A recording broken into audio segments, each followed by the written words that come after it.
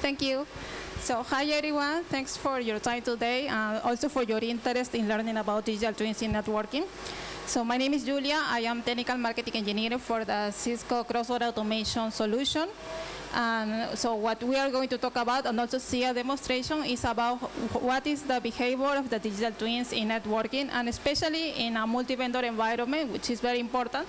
And in this particular demonstration, we are going to have devices of Arista, Cisco, HPE, Keysight, and CTE. So the concept of digital twins is not something new. It's been here for some time, for some years already. It was initially originated by the NASA to talk about the replica of real-time processes and also physical devices for some specific scenarios. But when we talk about digital twin in networking, we are talking about having a virtual representation or model of the physical network that it's designed not only to mirror the behavior, but also the characteristics and the state of the real world counterpart. So there are a few standards that are already in play when we talk about digital twins in networking. One of them is this digital twin concepts and reference architecture. So the proposal of this particular draft, this is an IRTF draft, is to have a 3-layer structure in order to collect and also build a network model. Starting with a digital twin layer, which is the core. And here we also have the data repository and the service mapping, which propose to us also to use a standard draft in order to model the different pieces of the network. And then we have also the physical layer interaction, which is the layer that will connect with the network devices, will get the information, and will use standard protocols as well. So how do we know exactly what components or what mechanisms or what protocols to use? The answer is that it really depends on the use cases that we need to support. So then we have this other draft, which is an IETF draft, the CMAC concept requirements and use cases, that what provides to us is the recommendations in terms of the categorization of the different use cases that we can address using the digital twins.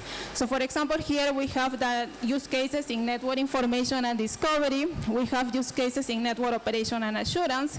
And what we are going to focus today in today's session is about the use cases in network planning and optimization that will enable you to take decision-making for the network design, network optimization, capacity expansion, and so on.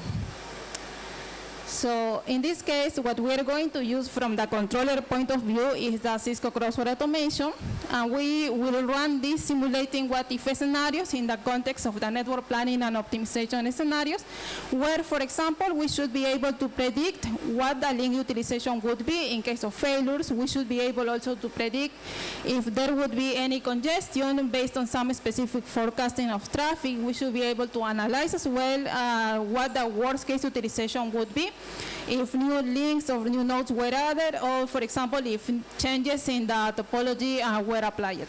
So those are some of the scenarios that we are going to see in today's demonstration.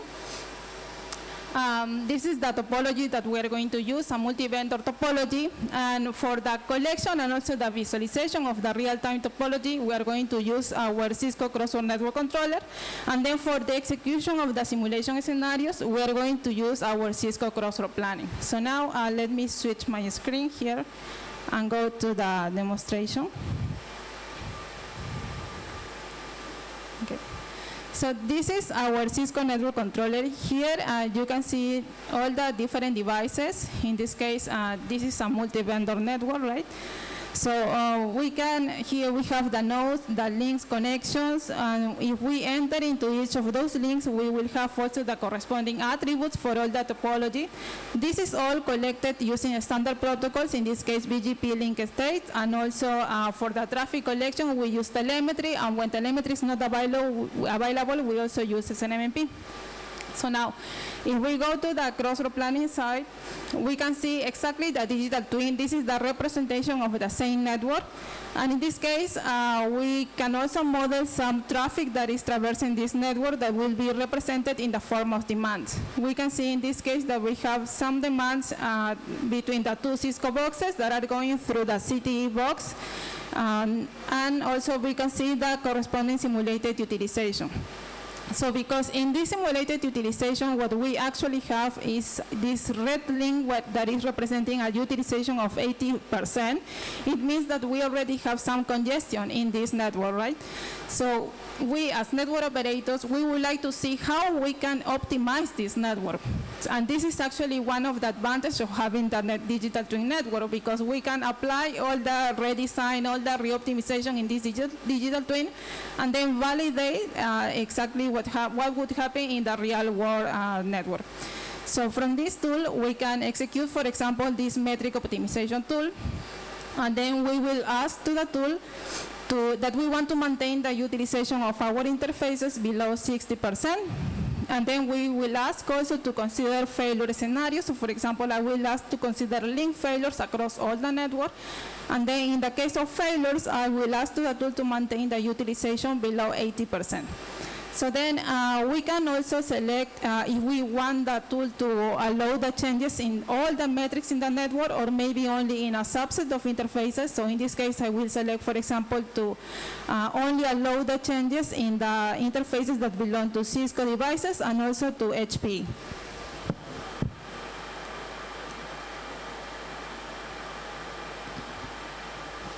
Okay, so now I already selected my interfaces where I will allow the tool to do the changes of metrics. So once I select next, I will also create I will ask the tool to create a new optimized model for us, a new optimized network digital twin, because later we also want to compare the optimized model with the original model. So here we have the optimized model. If we enable the color profile, so you can see that now in the optimized model, we don't have any more the red link. So it means the congestion is already mitigated. And also the tool will provide to us the recommendation of all the changes that we need to apply in the network in order to achieve this rebalance of the traffic. So now at this point, my colleague will apply the changes in the real network, and then we can validate the corresponding in the real-time topology. So for example, we need to apply changes in all Cisco interfaces and also HP interfaces. And we can validate the same here. Just let me refresh.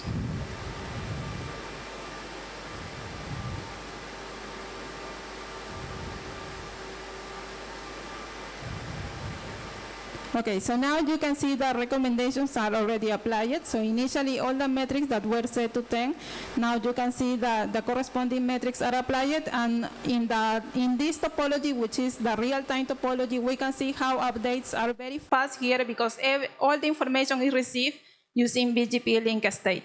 So we can continue to validate in different links, and we will see all the changes that are already applied.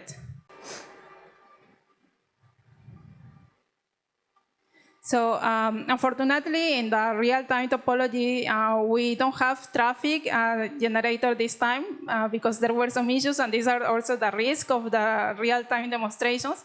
But actually, if we would have traffic here, we could see that traffic would be following the changes of the metric as well.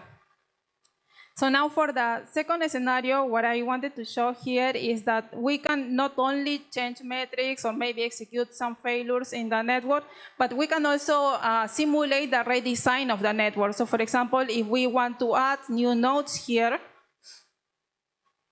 I will add offline, for example, a new node here saying with a name key 1.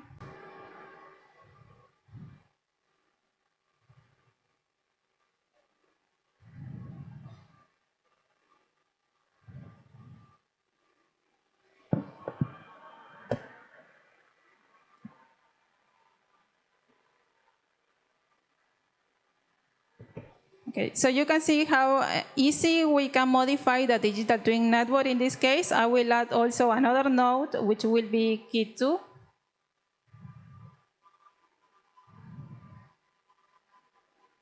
And so later we can also model the simulation of new links, but in order to save time, we actually had prepared the complete new digital twin with modifications.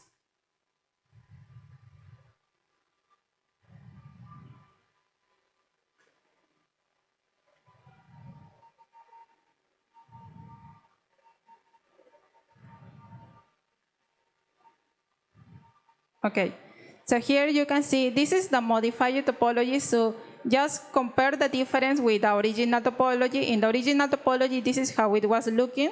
And then in the new topology, what we are doing is to add the simulation of these two nodes and also the two links. So because we added some specific configuration in the links, then in this case, the traffic that we had flowing between the two Cisco devices now is taking preference of the new path with the new links. So this is what we wanted also to validate in the real-time topology. In the real-time topology also, in this case, my partner, my colleague from Keysight created these two virtual nodes that are connected directly to the physical device. And I will just share a few minutes the microphone with my colleague to explain how this was created in the Keysight box. Yeah. Thank you, Julia. So unfortunately, due to some time constraint, we could not make it work correctly, the traffic generation, but I can walk you through what we did during the Berlin Interop as we have validated this during our test. So we are using our Keysight IX network to validate this test, and we have emulated two ISIS routers that are connected physically to two Cisco devices. In this case, that would be 244 and 238. And behind them, we have a virtual link that is simulated. So what is the expected behavior? Is that we are going to send traffic bidirectional with some entropy on UDP, 80% line rate, that would be 8 megabit by second. And there should be no loss, as the traffic should be flowing through the physical network in this case. So the path matches the controller projection, and we will have no packet loss, sorry. So on the tool, on IX network tool, we will reduce the metric in this case. For example, for the virtual link, we can set it to 1 on both sides, and in this case, the behavior should be that the path will be observed on the new path. So this is validate what the mirror twin link the behavior. So thank you. Back to you. Thank you, Maleki. So then, because this connection with the virtual two emulated boxes from Keysight is connected to the physical devices, and they are advertising us, they are integrated into the ISIS process and advertising BGPLA. So this is how we can also discover the two boxes and all the links here below in the real-time network. And you can see that they are fully functional, that we can discover all the corresponding parameters for them. So with that, we completed the demonstration. So thank you very much for attending.